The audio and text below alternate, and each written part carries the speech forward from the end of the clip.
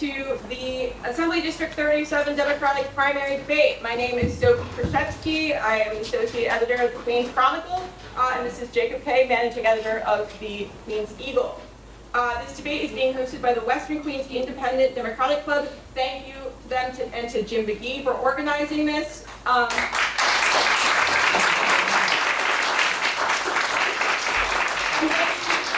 And thank you to Pacheco Chukua for hosting us all this evening. Thank you.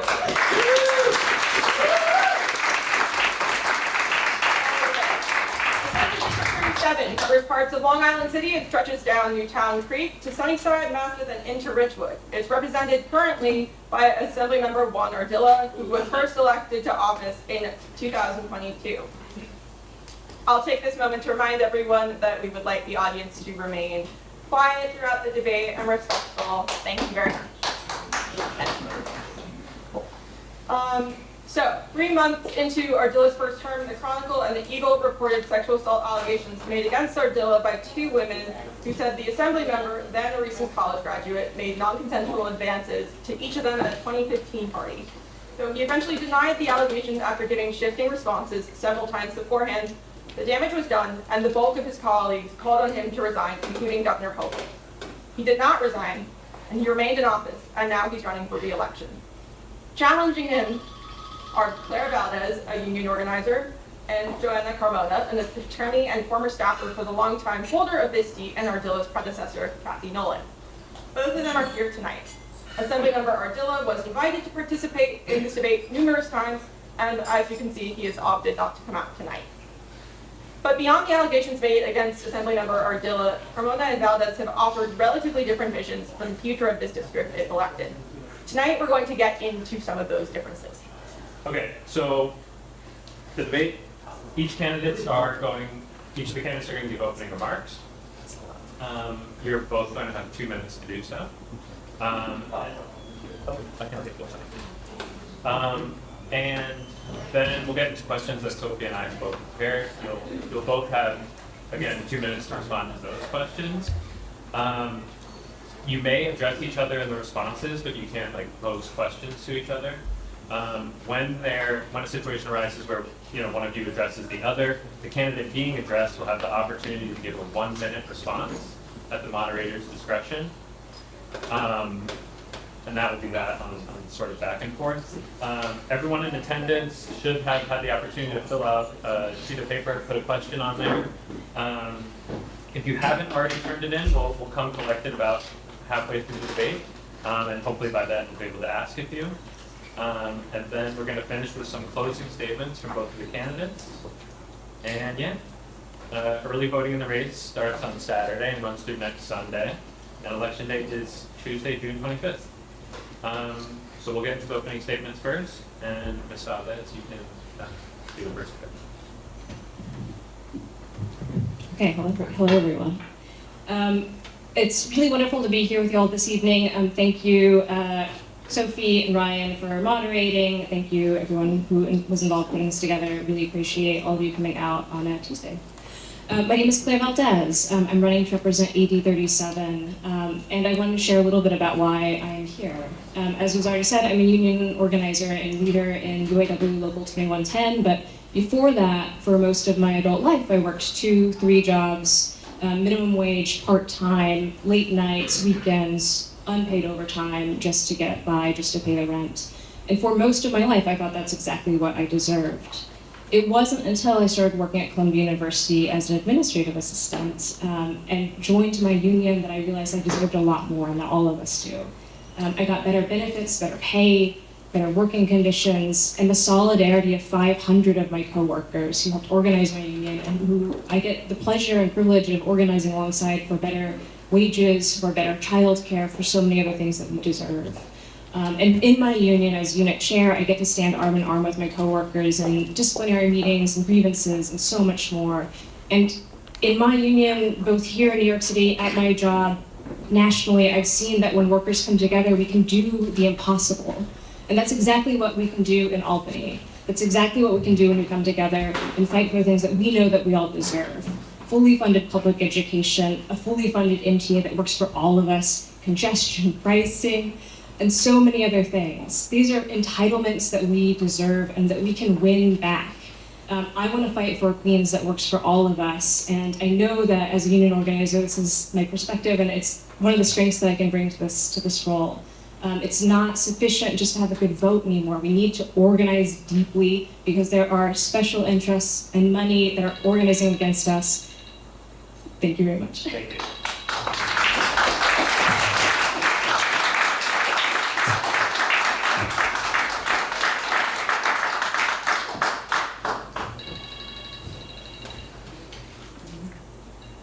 Whatever. Go. Jacob, Sophie, thank you. Jim, thank you to the club. Thank you for hosting this. For all of you that have come out, thank you to my community that came out. Love you guys. Thank you so much. My name is Johanna Carmona, and I am running for Assembly District 37. And the reason I am running is because my story did start here on 40th Street and Queens Boulevard. And it started when my parents, immigrants from Colombia, came to raise their daughters. My mother suffered a stroke, and during that time, it was really this community that came out and really helped my family.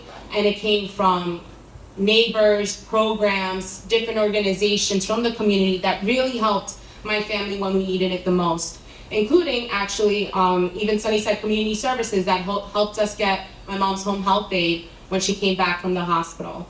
But it was my experience of seeing how this community stood up for us, but in addition to that, seeing how hard my father, working multiple jobs, and as well as my mother fighting to make sure she's fighting her own illnesses, that really pushed me to what I did later on, which is to become an attorney and represent people of all different backgrounds, starting from the Special Victims Bureau, then going to represent first responders for the 9/11 Victim Compensation Fund matters, then individuals, all New Yorkers, disabled, senior, and children under the Child Victim Act, as well as becoming a court attorney, and then learning how to do judicial decisions, as well as doing pro se litigation, doing arbitration mediation. But now that I work for the City Council, drafting bills for unions, as well as programs that will help seniors when it comes to estate planning.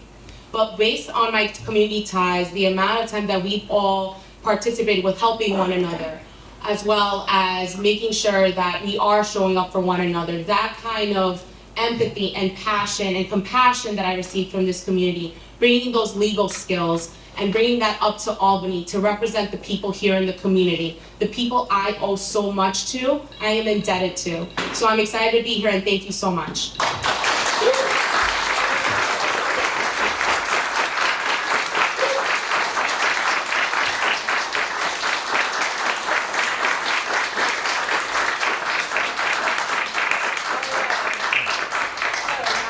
Start getting into questions, just so the audience knows how this is going to work. Is we're going to do an A, B, B, A structure for the rotation and questions. So for this first question, Ms. Carmona will be responding first. So first question. So you both said that the allegations made against Assemblymember Ardila were motivating factors for you to run for this seat. But beyond that, why do you feel that this seat is in need of a change in representation, and why should you be that change? And second of all, Ardila's ability to represent the district has, by some accounts, severely hampered. It has been severely hampered by the allegations made against him and by the subsequent calls for his resignation. A chain in this district link of governance was broken. Whoever is elected to represent this district next, is it their job to make up for the next 2 years for a reduced representation, or is it their job to move on and make decisions that they see fit for the district? Ms. Carmona, you have 2 minutes. Yes, I think with Juan not really being a factor up in Albany, we have lost representation here in the district. His ability to distribute funds was also removed. He has not put out any legislation. I think that is absolutely a detriment to our community. We've seen it. We've seen cuts to fundamental programs like Sunnyside Community Service as well as Woodside on the Move. In addition to that, we are in desperate need as a community to be fighting for affordable housing, education, and healthcare. We need someone that's going to be going up there and fighting and knowing what it is to actually write pragmatic legislation that will actually benefit the community. And I think I will be able to bring that to District 37 because I have shown that through my community ties, the amount of what I've done with my neighbors, how we've worked together. Perfect example is a couple months ago with a fire that happened, how we organized as a community to really help one another. In addition to that, it is bringing the legal aspect that I have already now 15 years being in the legal practice, but not only as a litigator, but someone that is also now drafting drafting legislation at this point. I am so excited to be able to represent this community that really is the community that raised me, the community that really made me who I am now and what really influenced my decisions in every job that I took. Every person I've represented has been a reflection of what this community has done. In addition to that, as I look at my father and in all his hard work, and it is really what I've always strived for and what I'm going to continue, because I know many families, like my families, are here in this district and they don't feel like they're being heard. And I want to make sure that they are. And you're going to find someone that's going to fight for you relentlessly, like I have been doing since the age of 3 years old.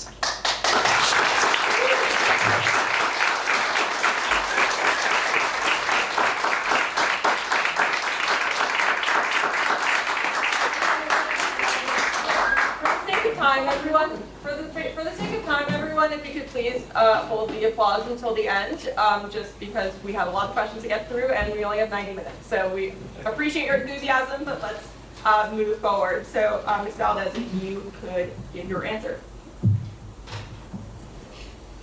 Yeah, it's a great question. So I'm a tenant, I'm a commuter, I'm a worker in this district. I've lived here for 5-ish years. And in the years before that, I have been an organizer in this district. I've organized Tax the Rich, I've organized against Eric Adams' austerity budget. And in countless conversations I have had with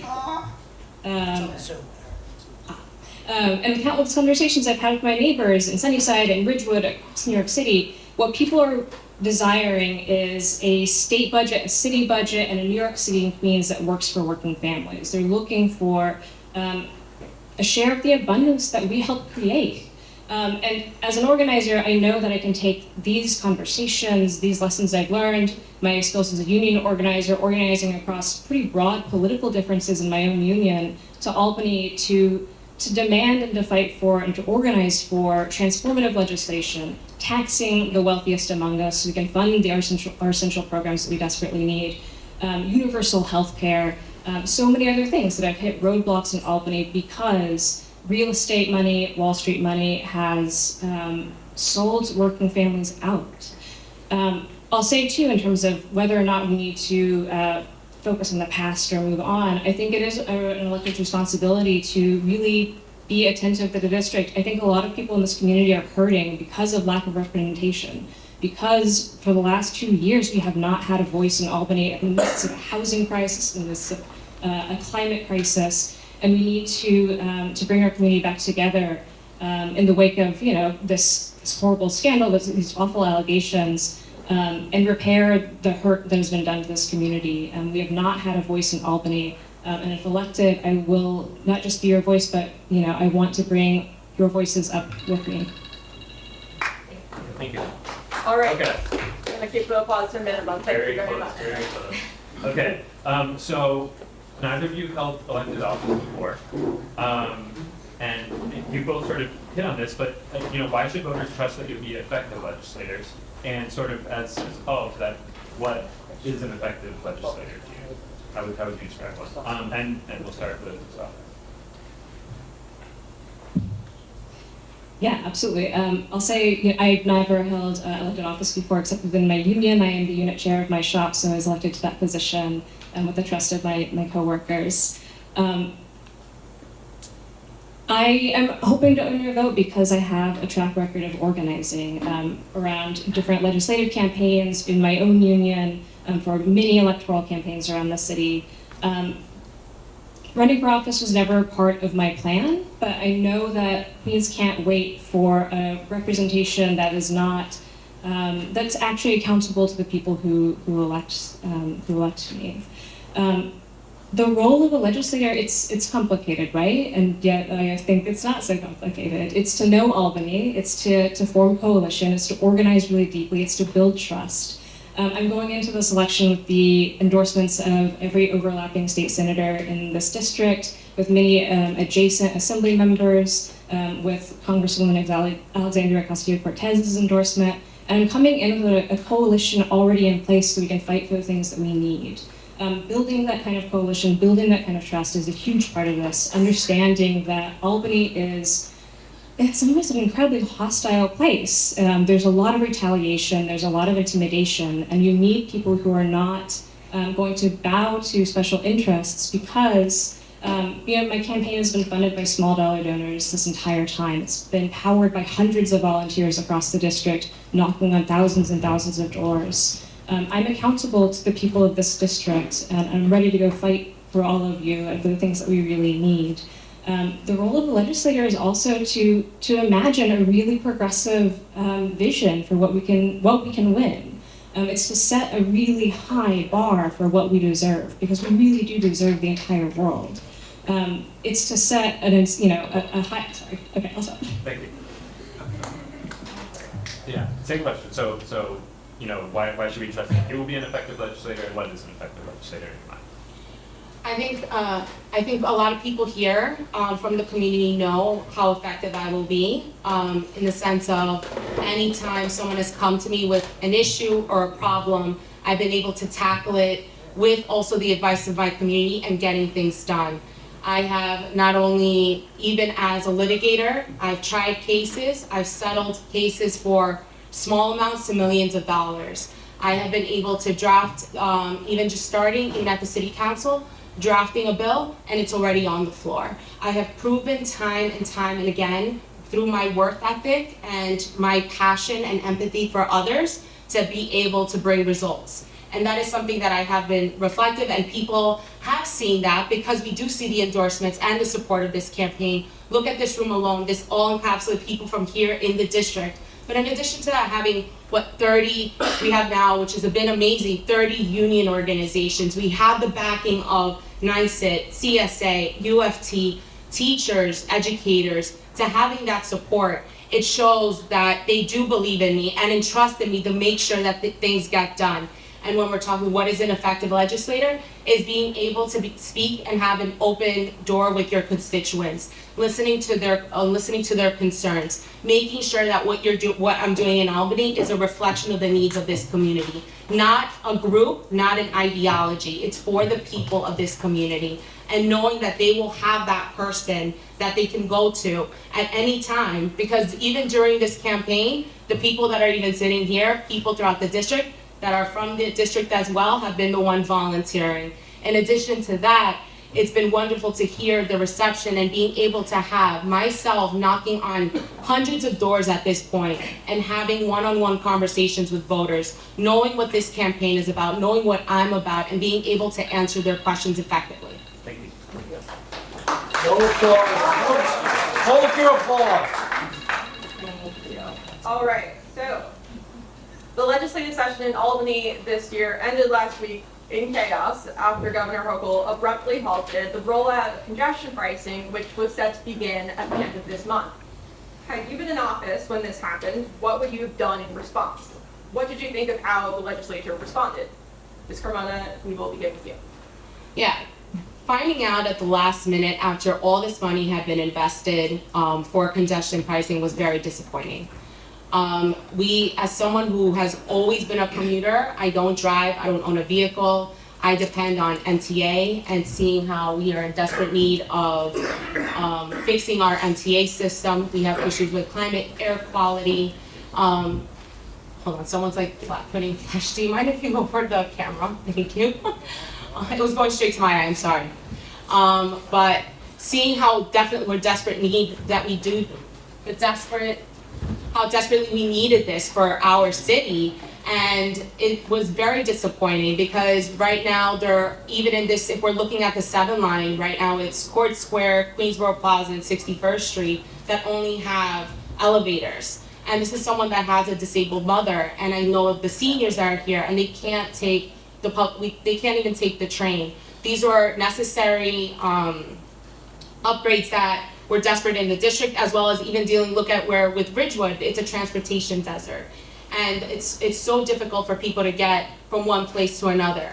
I think that I will call out that some people in the community, and I had voiced this before, the biggest concerns were for a lot of public servants like teachers that said that these $15 would have been a burden on them, as well as a lot of people with disabilities and seniors, because the exemption wasn't only included like access to ride and someone that also owns a vehicle, which actually leaves out a lot of people with disabilities and seniors, as well as medallion owners. So I expressed that because that is exactly what I heard was the concern when I was knocking on doors when it came to congestion pricing. But it was very upsetting, and it would have been something I would have worked towards because we do desperately need that in this district.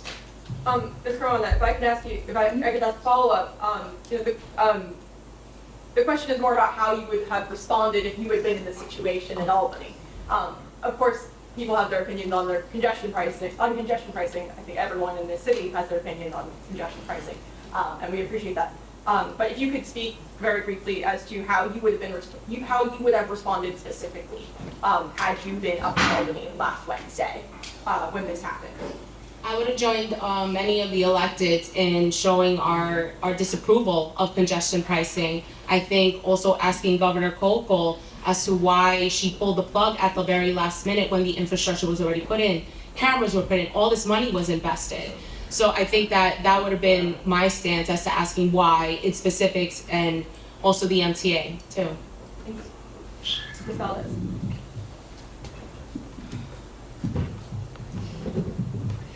Yes, I was at a rally this morning actually with some folks here about congestion pricing, demanding that it goes forth the way that it was supposed to on June 30th. Infrastructure is already in place, plans were made, we were ready to go, and capital improvements are just going unfunded now. Elevators that we desperately need, switch changes that we desperately need, expanding public transit in places like Maspeth where there just isn't sufficient transit. It took me over an hour to get here from Ridgewood, and almost all these does. It's ridiculous. I'm appreciative that many of our assembly members and state senators stood up against Hochul in Albany. I would have joined them in doing so and voting and refusing to pass any kind of stopgap measure that would have temporarily funded the MTA or temporarily offered some kind of patchwork solution. The real solution is congestion pricing. We need that $15 billion and more over the course of the next many years if we're going to make the MTA actually work for working people. And it's whatever plan she put forward, the IOU, it's insufficient. I would have voted no. If it come to a vote, I would have made sure that we can stand up against Governor Hochul. This is a deeply undemocratic unilateral decision. And New York City has a responsibility to lead on this issue. We are going to be the first city in the United States to have congestion pricing. Every other major city in the United States is looking to us as an example here. And we have failed not just the millions of people who ride the MTA, but we've failed in approaching our climate mandates. We've failed to be a leading light in the rest of the United States on this project. All right. Okay, so getting into housing, in the western portion of the district, we have Long Island City, which has seen massive growth over the past decade, the most growth in the city, actually. And then, we have more sort of single-family homes and residential areas as you go through in Maspeth and other parts of the district. And you have Ridgewood, which, has a mix of housing, but it's also sort of experiencing a lot of growth and probably will for the next decade. So, given that we are in a housing crisis, how do you address housing in this district that sees such varied housing? Yeah, thank you for that question. It's funny, the neighborhoods are incredibly different, we know that. But it kind of doesn't matter where you're knocking doors. What people want to talk to you about is about housing, and the district is majority renter. Almost half of the renters in this district are overburdened by their rent. And people want to talk about how the rent is too high. People want to talk about being afraid that they're going to get priced out of their apartments. People want to talk about wanting to have children or having young children, being unsure whether they're able to size up to a 2-bedroom apartment in the neighborhood they live in. So given all of this, I think it's really essential that we pass stronger rent or tenant protections. Good cause passed in this budget earlier this year, but it was insufficient. It covers far too few tenants. It has far too many carve-outs. It's too weak. I live in Ridgewood. We've seen 65% of our rent-stabilized housing stock just disappear over the last few years. And that's in part because these apartments are being sold, they're being flipped, and being sold out to the highest bidder. I am a big supporter of the Social Housing Development Authority that was introduced by Emily Gallagher earlier this year. It's a way that we can think about the creation of more permanently affordable housing that doesn't rely on real estate to fix this problem for us. We've relied on real estate for far too long, and their practice of just creating, luxury real estate with a few affordable units it's not enough. We have a true deep housing crisis here. Stronger tenant protections, more deeply affordable housing, and making sure that we can stay in our communities, can put down roots, is the most important thing that we can do, and it's consistently the thing that people want to talk about at the doors. Thank you. Snapping is very similar to clapping. Yes, so I would agree in the sense that when we're knocking on doors, the top priority has been affordable housing. I myself have seen many of my friends that have had to move out because they've been priced out. I've been a tenant my entire life. My family still lives in the same apartment that I grew up in, and they're tenants as well. And to see, we need to be really focusing on strengthening our rent stabilization laws. In addition to that, what we've seen in the past couple of months has been a lot of my neighbors talking about the warehousing of apartments. And it's when landlords will warehouse an apartment, meaning they will not put it on the market because it is cheaper to keep it off the market versus renovating them. So what are we doing to that? Are we holding them accountable for this? Because we do have the real estate for people to go and be able to live in these apartments that are still rent stabilized. In addition to that, we do need more affordable housing, but when we're talking about affordable, we do need to increase the amount of units if someone is going to develop, increase the amount of units that are actually affordable. But for example, like if someone wins the lottery and then all of a sudden that 1 bedroom is $3,000, that is not affordable. So what we need to be focusing on that and making sure that when we are building or we do it responsibly and it's for the people in the community. Yes, Long Island City has grown exponentially since I've been here. Before it was just a Citibank building, but we do see that, and we see rents going up. And we have to also look that not only are there renters, but there are also property owners, where if you look, property owners, their property taxes are going up. In addition to that, we have a lot of co-op and condominium owners, which right now with Local Law 97, which we do agree with what the virtue of it is, because we do want to fight climate change, but also shouldn't fall on the backs of the working families and middle class families that we have here.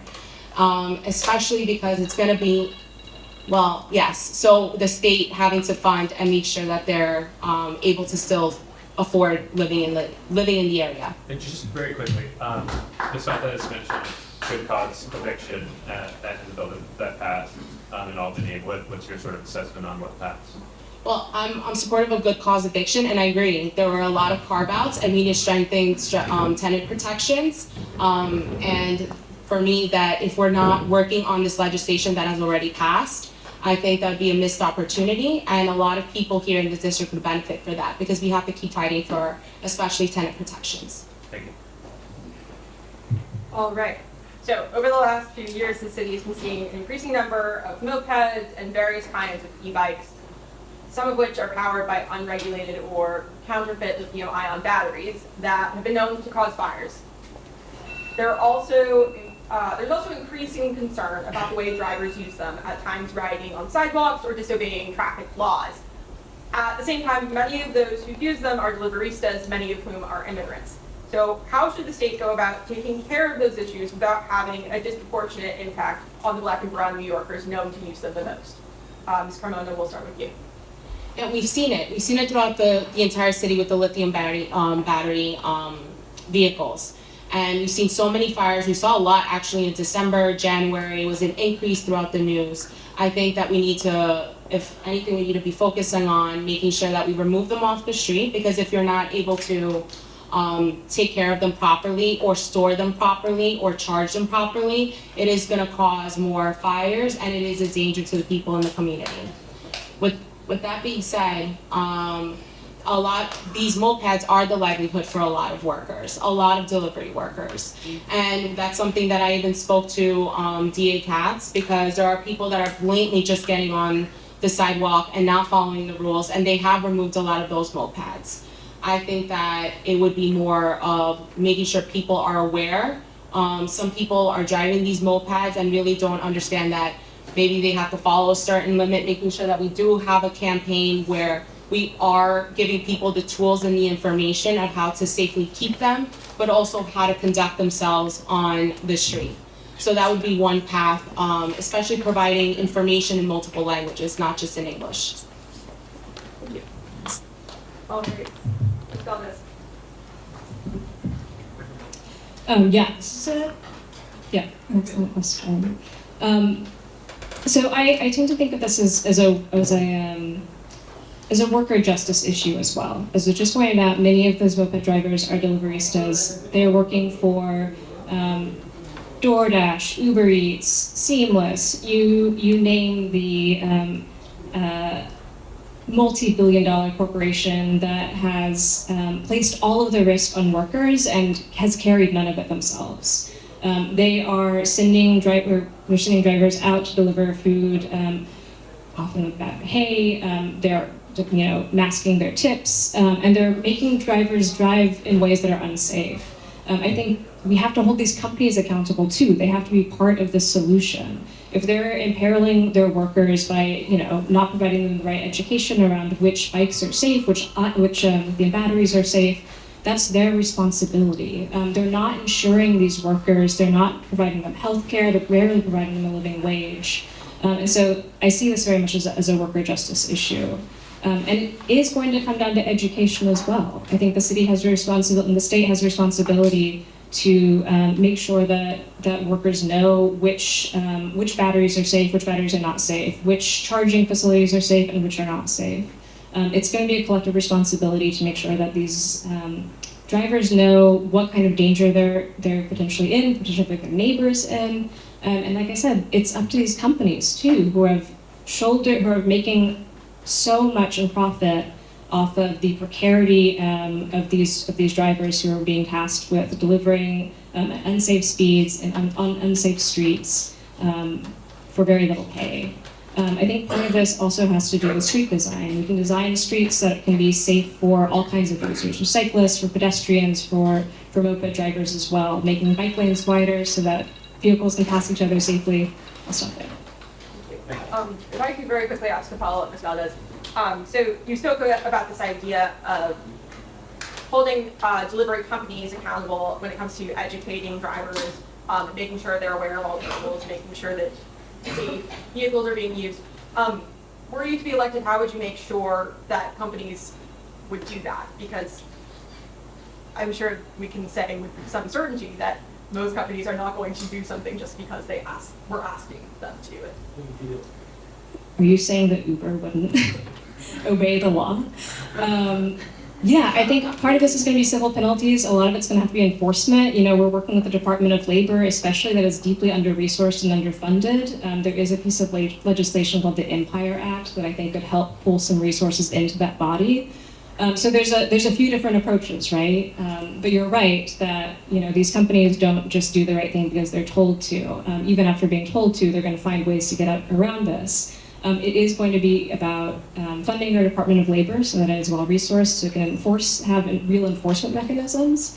And it's going to be about making sure that they pay, staying on top of them, organizing around it, make sure the drivers know their rights too. Because these corporations, they never do the right thing. Thank you.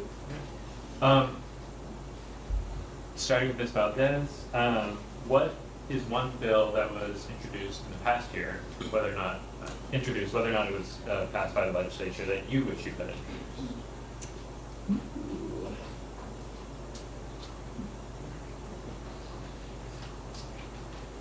What an excellent question.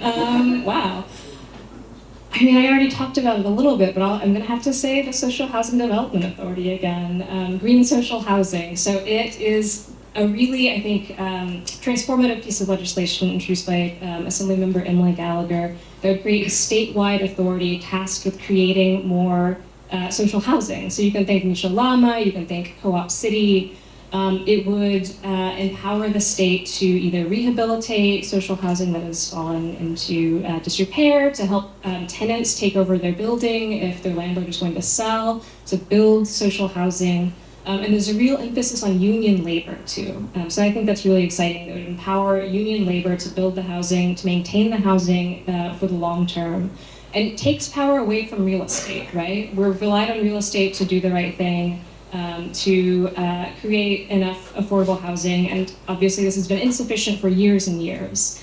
So a social housing development authority would put the power back into the state's hands, into our hands, into tenants' hands to develop the kind of housing that people really need for the long term.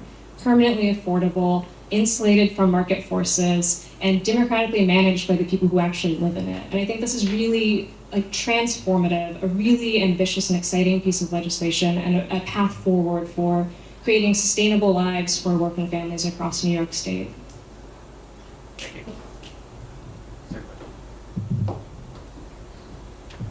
So bills that passed? No, sorry. Or It didn't have introduced? to be passed, just introduced in the past year that you wish you had introduced yourself.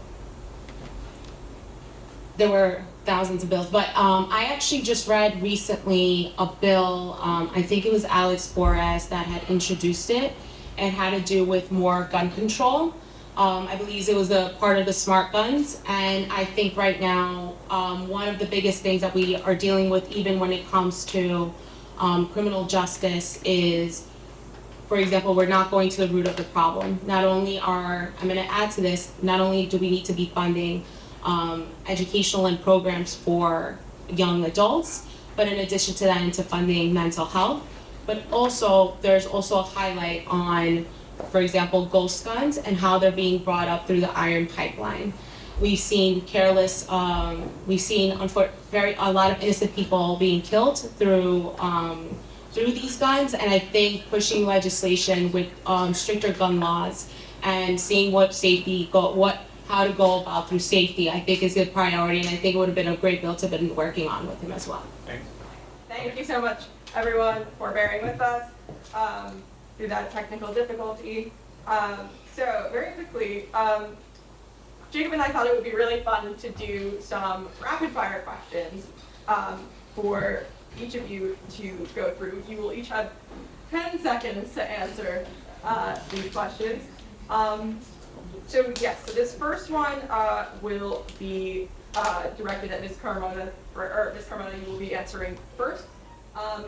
So, Mark, if you're ready.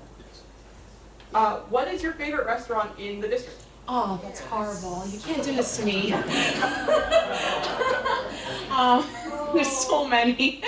I'm gonna give a shout out to Vanjenko because they hosted me so many times and I love their food, but there are just so many, and I'm like, honestly, to the people in the community, it depends on what cuisine it is, because we have everything from Belo Alpha, we have Spicy Nepal, we have Turkish Kitchen, we have so many great restaurants, it's so hard to pick. So I'm sorry, yeah. All right. Valdez. I'm gonna go Joe's on Forest if you want a full meal. If you're just hungover and you need something in the morning, Everest Cafe Amberville. All right. Keep the mic. Favorite park in the district? Grover Cleveland. Beautiful view of the city, wonderful playgrounds, great vibes. Right next to the cemetery, no? What's your point? It's quiet. Well, I'm biased. I grew up in going to Noonan, so 42nd and 47th Avenue Park. I've seen it from when it was just all pure concrete, and we've seen it develop. Now we have a dog park, so shout out to all like the creating of dog parks. But yeah, that'll be my go-to. All right. Keep the mic. What's your favorite mode of transportation in the district? The 7 train.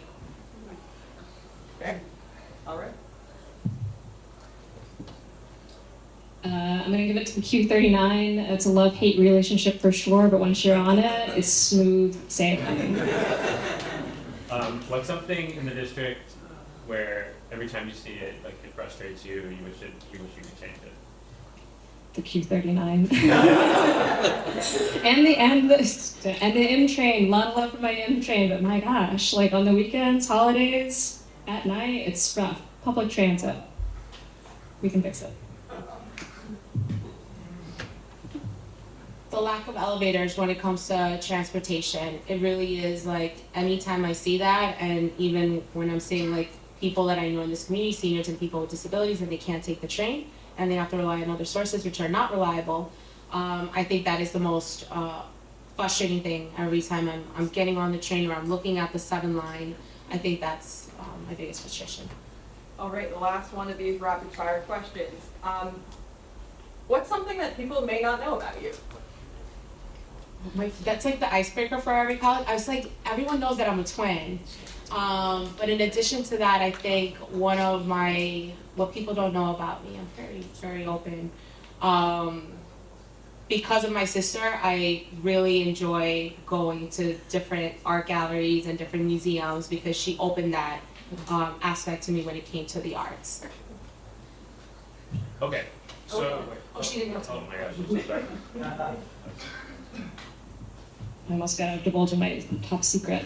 I'm a gardener, not a very successful one, especially this year, but every year I try and make a little goth garden and grow exclusively black plants, and that's my fun little summer hobby. All right. So sort of, kind of in a similar vein to that last one, we're out of the rapid fire now, back into the regular questions, we'll have 2 minutes to answer again.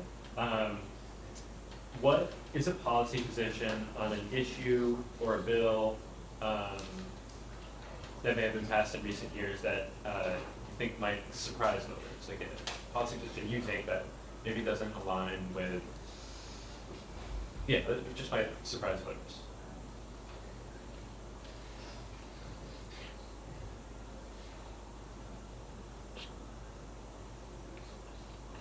Or are you both very predictable? I think I'm pretty predictable, unfortunately. Man, I'm trying to think. I mean, my guiding lights really are our public institutions are public goods, and they have to be fully funded, they have to be accessible to all, and, working people can do anything if they're given the resources to do it. And so that guides all of my kind of political thinking, policy thinking, and, my policy positions are pretty consistent with that, I think. I wish I had a spicier answer for you, unfortunately, but I'm pretty predictable and pretty boring. I hope that's not a dodge. I just don't think I can think of anything.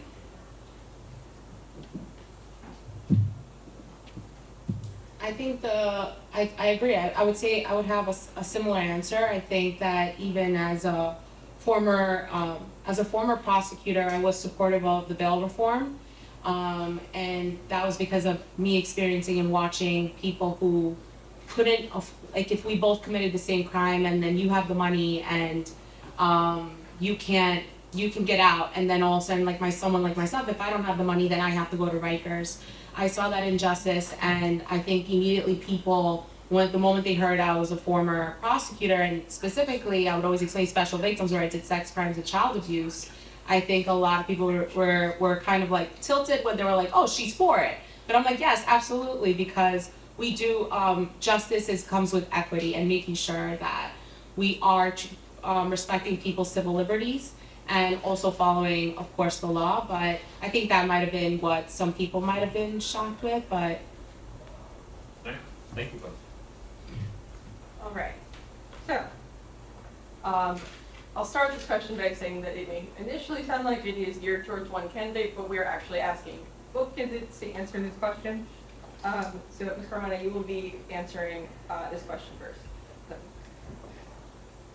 Ms. Valdez, you criticized Ms. Carmona's campaign for a number of donations that it has taken, including those from donors you've described as, quote, billionaires, real estate, Wall Street, charter schools, and corporate PACs and lobbyists.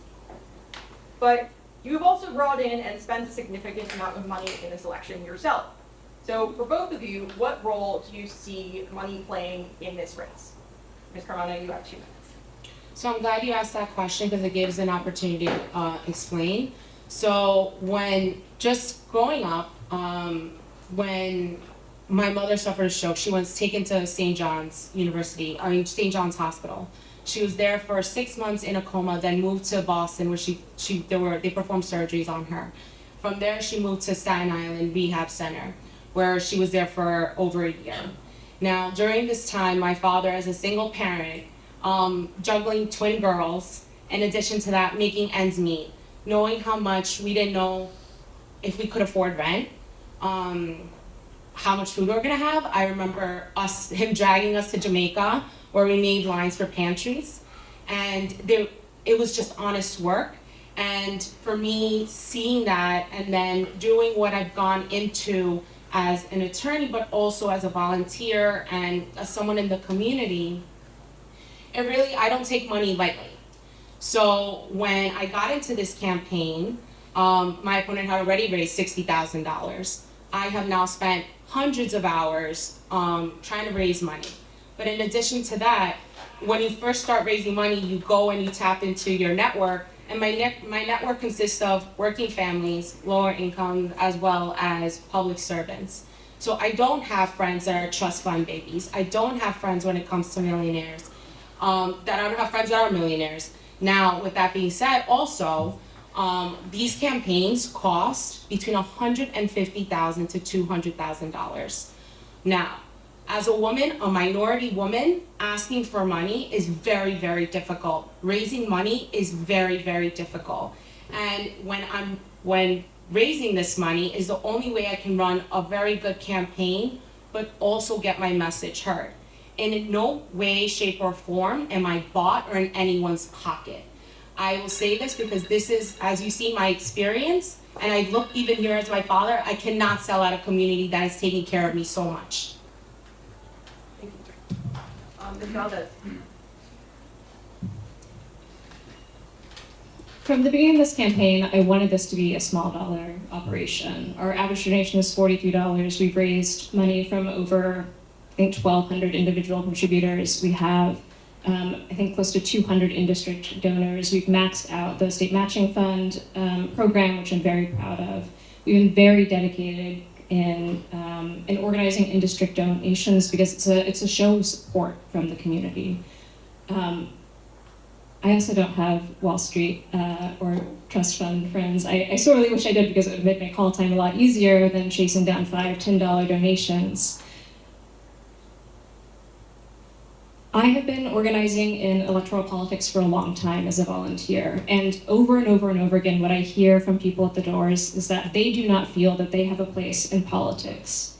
They don't feel that they are part of the political process, and they feel that way because they know that hedge fund managers, venture capitalists, real estate developers are spending tens of thousands of dollars in these races, and that their vote is going to be overshadowed by that money.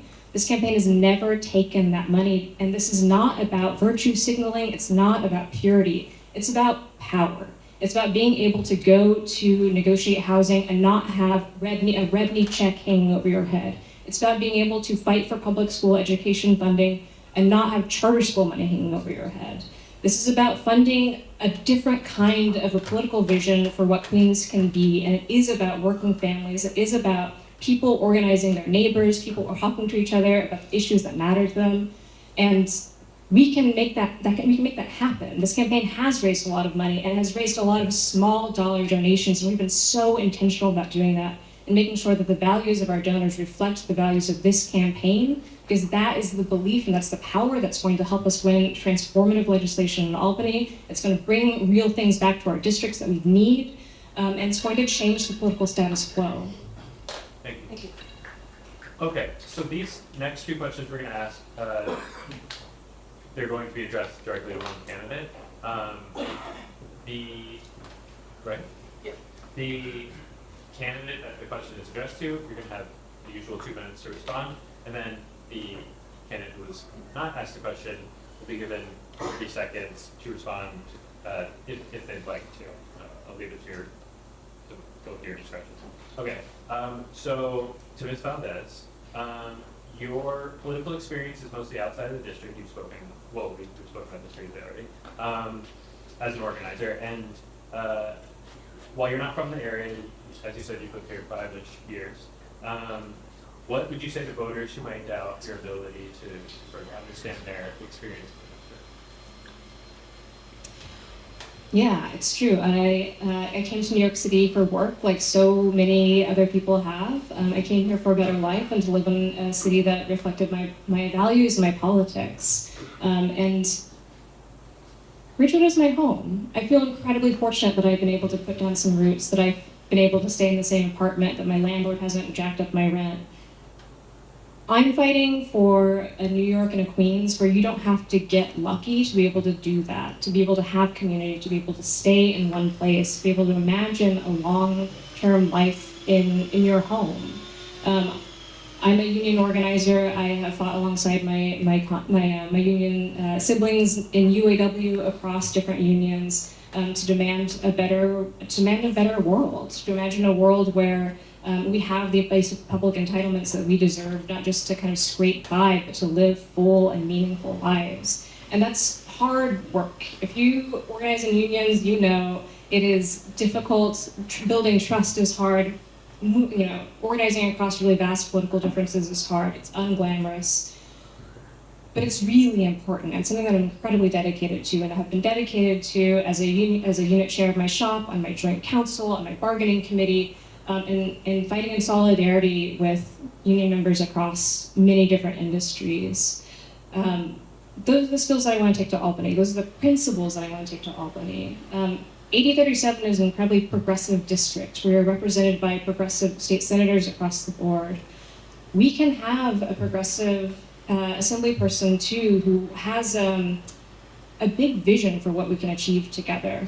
And the organizing chops to actually fight for those things in Albany and organize for them. Because like I said before, it's not sufficient just to vote the right way. We need force multipliers in Albany to really demand the transformative legislation that is going to address the housing crisis, the climate crisis, and so many other everyday catastrophes that working people are enduring and facing every day. Thank you. Would you like 30 seconds to respond? Is there anything?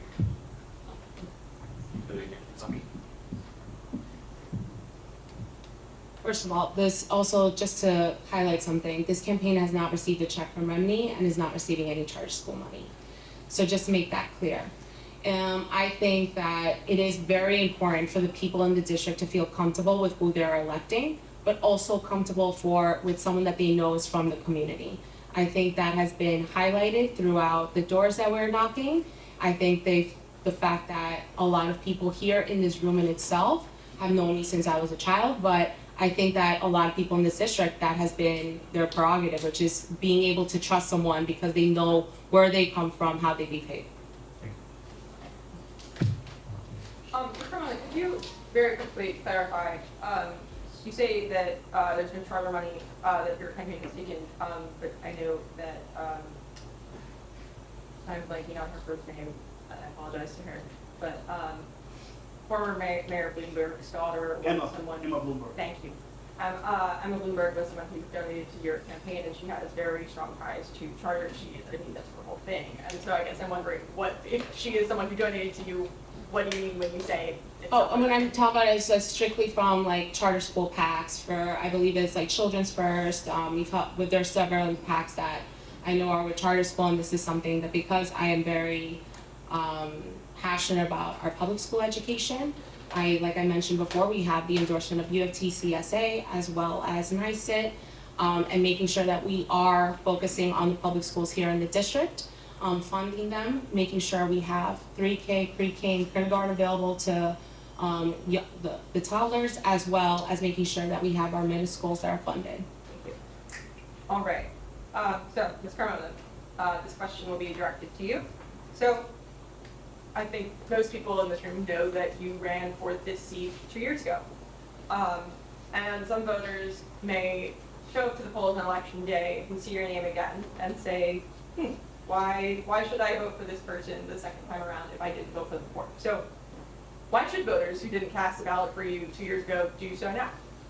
I think with the first campaign, what was difficult was making sure I got out, my messaging got out, that I was actually, this, for example, like right now the team that I have is nothing in comparison to the team that I had before. I realize how important it is to raise money, and we've been very lucky now that we have state matching funds, which has been very big in the portion of our raising of money. But I think I also came in way later last time when we were running back in 2022. I think it was more of like, I was also running against Brent O'Leary and Jim McGee. I think that now that I've been able to establish a bit of a stronger campaign, meaning finance, but as well as getting more volunteers who then became so excited about this campaign, and even getting to know me in the 2 years and seeing me out and about in the community, because when I did not win, I did not stop being proactive. That was something that I made sure, because that no matter what, this is my community and I will always be giving time and I will always be listening. So I think that conversation, that has completely changed. Ms. Valdez, would you like to respond for 30 seconds? Sure. Since we brought up 2022, I do want to point out that my opponent did take money from me in 2022. My opponent did take several $1,000s from charter school PACs in 2022. And so maybe that hasn't appeared in the filing yet. We'll see what happens by the end of June, but it's publicly available information, and it powered her campaign the last cycle. Thank you. Okay, we're gonna get into some audience questions. Looking through them now. Yeah, You want to start? yeah. I'll start by saying that we don't know who asked this question, and we don't know who asked any of these questions. Thank you very much for everyone who submitted questions. There's a lot to go through here. This first question. The community of Blissville in Long Island City has suffered from environmental injustice for a century. And today, we even have a facility operating in violation of state pollution law. I do not know what facility is being referred to. How will you bring about environmental justice in Blissville and the communities adjacent to Newtown Creek? The question is for both of you. You can start. Ms. Valdez, you just answered. So yes, we should go. Yes, Ms. Valdez, you should go. Oh, sorry. Thanks for this question. I would work really closely with the community of Blissville to figure out solutions. I think that's one of the most important things. We do need to Newtown Creek. It's been a Superfund site for far too long, and I know the Newtown Creek Alliance has been working on this as well.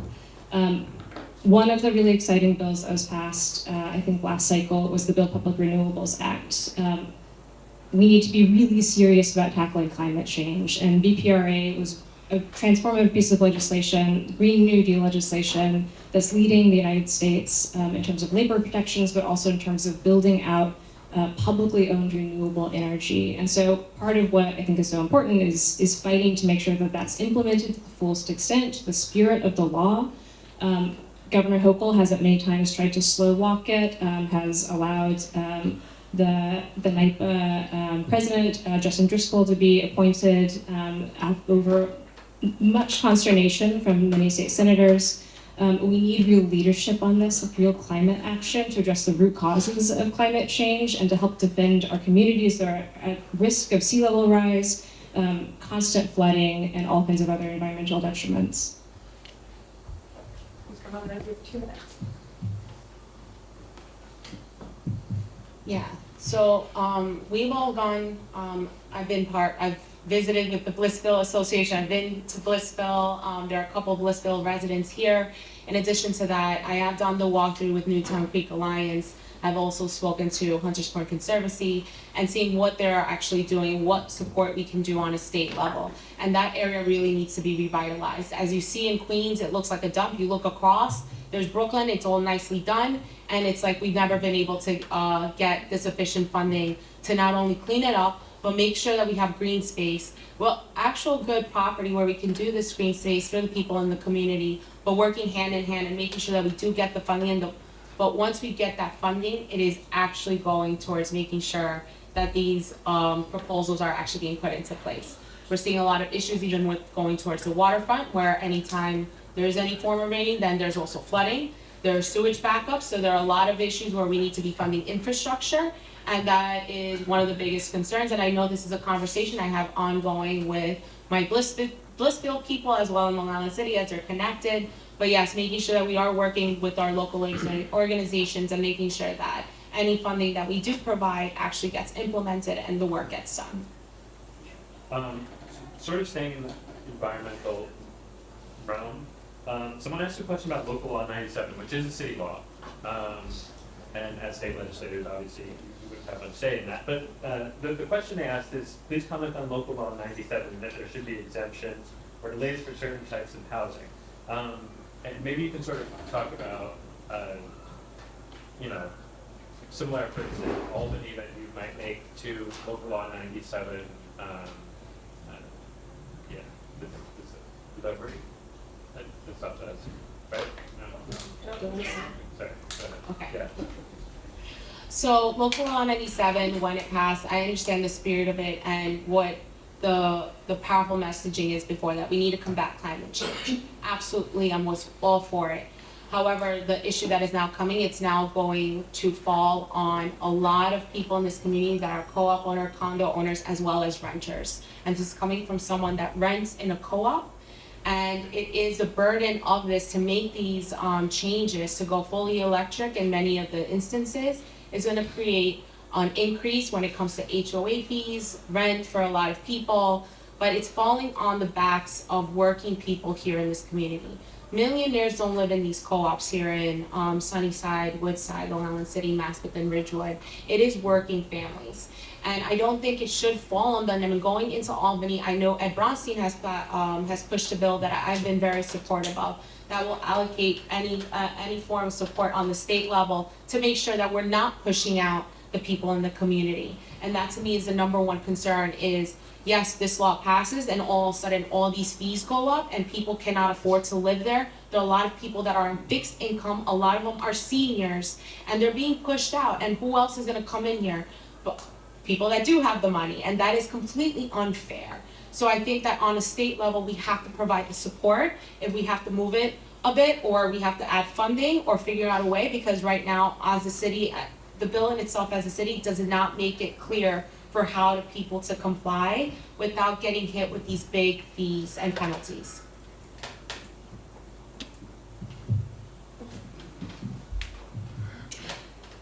Local Law 97 has come up a lot on doors, so thankful for this question.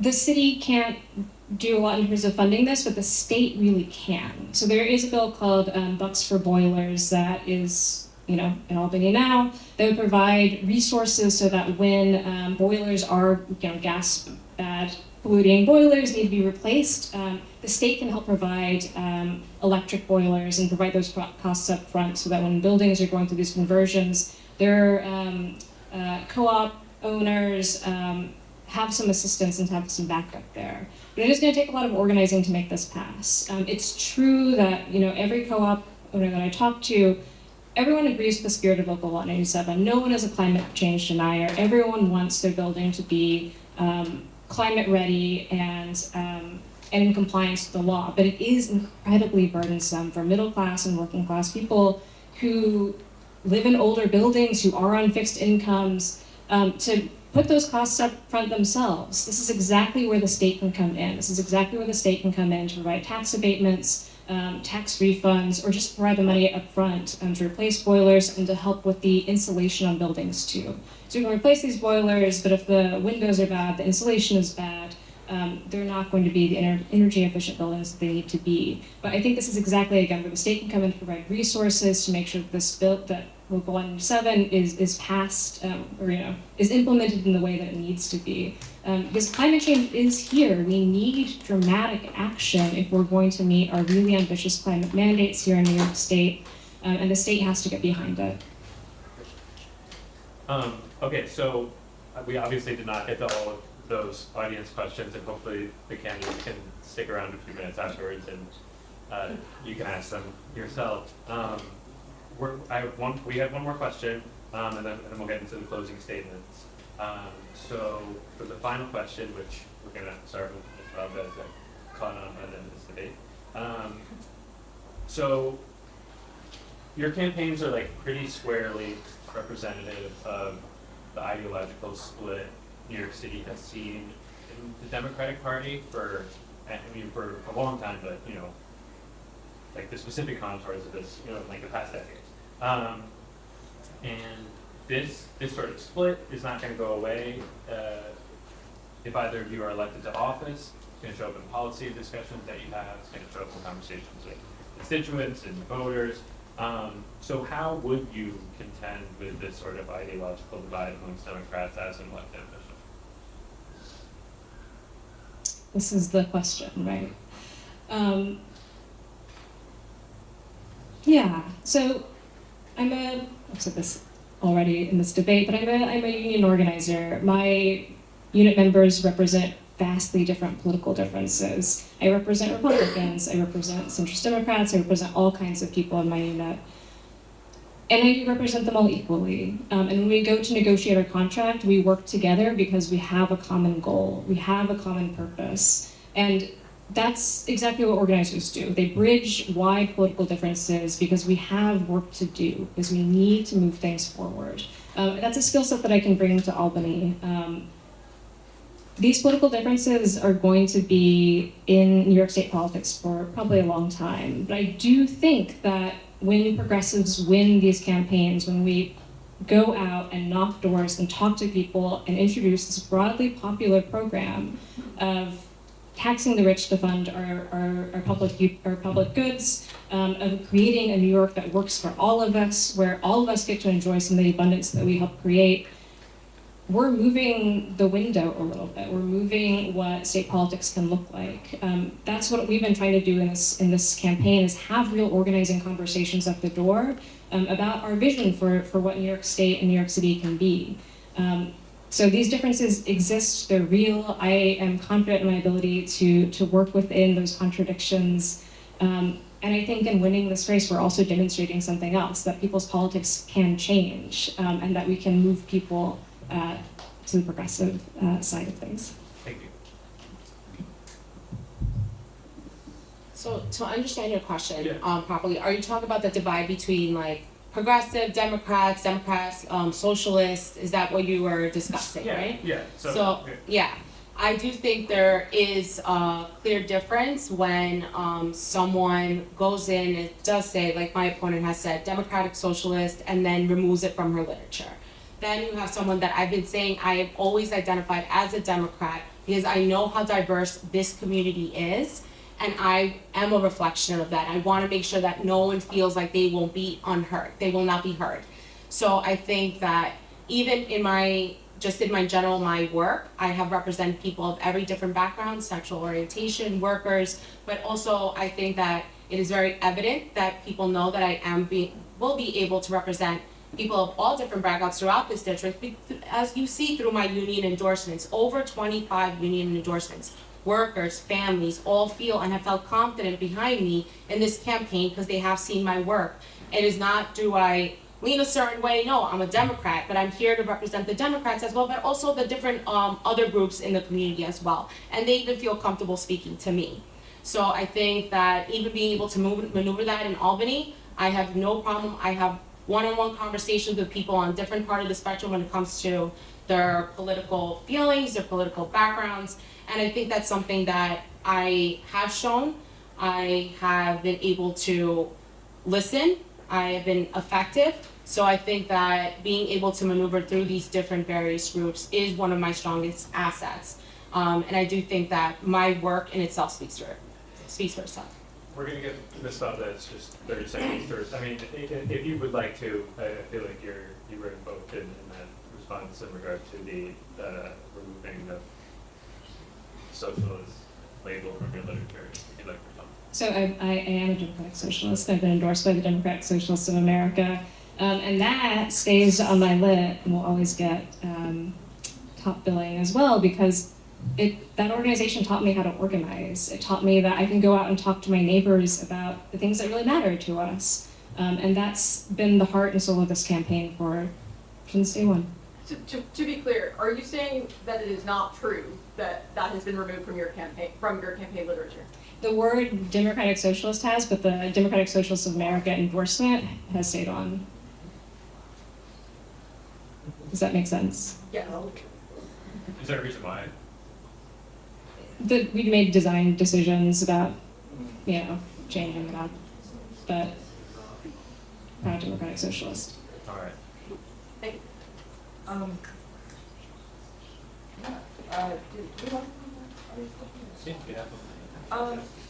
Yeah, well, I guess just one ideological question, if you want to take a moment to look through them. Ideological question for both of you. Just while we're on this topic, I'm wondering, when it comes to being an elected official, do you view it as, do you view the role of an elected official to be governed based on what the people in the district believe, or what they believe? Is the official being entrusted to use their best judgment on the issues instead? Ms. Valdez, if you could answer that, few minutes.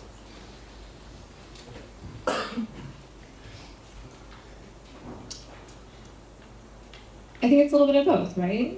In electing somebody and in casting a vote and putting your faith in somebody, you're saying that this person's political ideas, political trajectory aligns with mine.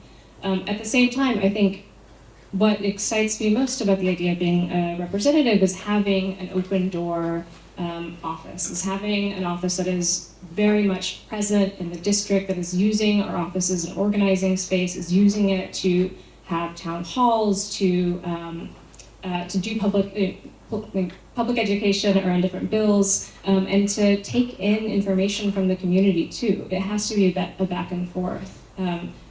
State representatives are they're one person. They represent 100,000 more constituents, and so it has to be back and forth. It has to be about sharing information. It has to be about shifting priorities as needed.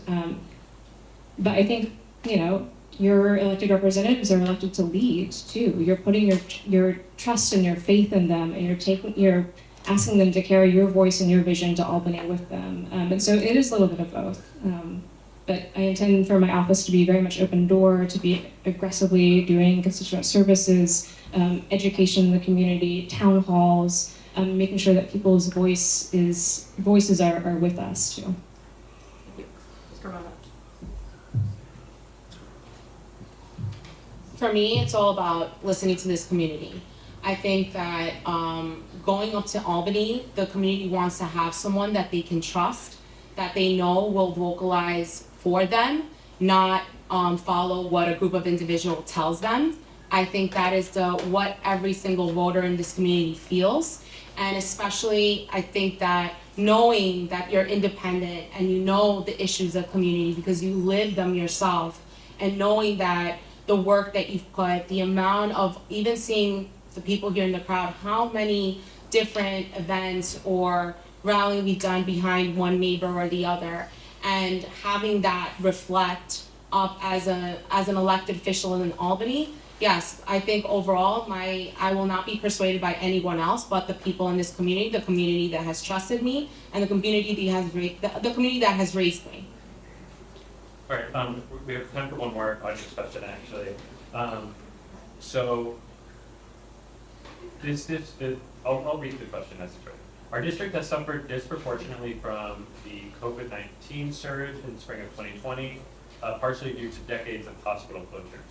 How would you push for a more resilient health system in the district? Oh, we don't have a hospital in this district. We absolutely don't. The closest is Mount Sinai or Elmer, so this is a trauma 1 level hospital. And even just speaking from experience, I'm going to both of them, we really do need something here in this district. And Elmer's is great. It caters to a lot of people. And that is unfair because now we see a bunch of urgent cares coming up, but we need to have, my dream would to have 3 hospitals here. I think that is far-fetched, but definitely pushing towards a hospital in this district would be one of my dreams come true. because I do think that it is necessary, but it also comes with affordable health care. So we have to talk about that if we're going to discuss that as well. But yeah, I definitely think we need I would love to have a hospital here. The fact that we don't have one, or the fact that we have to travel support, or a lot of people say they'll go into the city, especially in desperate situations or emergencies. And I'm saying from someone that saw that even her mother that suffered a stroke, she needed immediate care, and then there was St. John's Hospital. But I think, yeah, we need to be reinvesting and figuring out how we can get a hospital into this district.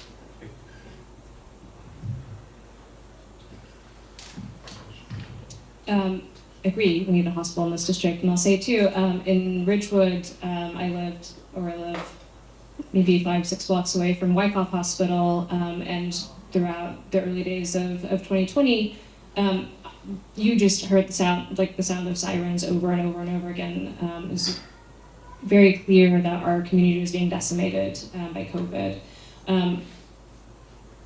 We do need more hospitals. We need a hospital in this district. And we need healthcare that's available to everyone. I'm a strong believer in the New York Health Act, universal healthcare for everyone, regardless of your employment status, your citizenship status, your ability to pay. This is a fundamental human right. And New York State has the resources to make this a reality. This has long been broadly popular among people who desperately just need healthcare. Right now, what we're funding is health insurance, and it's not health care. We can make this a reality in our lifetimes. I say this too as somebody who's watched family members almost die because they didn't have health care. It's a tragedy that no one should have to face. So if we're thinking about, yes, we need the hospital infrastructure in place in this district, and we need the health care and not health insurance that goes along with it, we can make universal health care for all a reality. All right, with that, we will have closing statements. Closing statements will be 1 minute each. Ms. Valdez, you have 1 minute. Thank you all again for being here this evening. Thank you for your questions. Thank you to our moderators. I'm running for office because Queens can't wait. We can't wait for a representative who we hope will do the right thing when they go to Albany. We can't wait to end this system that privileges Wall Street and real estate over working families. We can't wait to seriously address the climate crisis, the housing crisis, or healthcare crisis. We need someone who's going to go there, fight for taxing the rich, for building back our public institutions, to stand up against Hochul when she makes these unilateral decisions around congestion pricing and who knows what else is coming down the pike. We need someone who's going to go and be a champion for working people. And I know they can be that person because this campaign has always been about grassroots energy, always been about mobilizing people's deep belief in a New York that works for everyone. This has always been about small dollar donations, rejecting the corporate PACs that have, endangered our affordable housing, endangered our public schools for far too long. And if elected, I look forward to working with you all to realize this dream. Thank you. Ms. Carmona, you have 1 minute. Thank you all. I am so excited that today happened. I'm excited for this campaign and the strength of what this campaign has shown. The outpouring support of this community, the outpouring support of unions, the outsupporting of the immense amount of support from education, because people have put their faith in me to run a campaign that focuses on the people in the community, working families, knowing that they have someone that has the skill set to go write pragmatic legislation, bring funding to this community that we so desperately need, not a talking point from a group or an ideology. All just seems consistent. You hear over and over again. It is not about the community. It's about an ideology. And for me, that is not the case. For me, you vote for me, it's because I'm gonna be working for you. And that has always been my message. Everyone knows how this community, how indebted I feel to this community, and how passionate I am about uplifting others and those that feel voiceless. So thank you so much.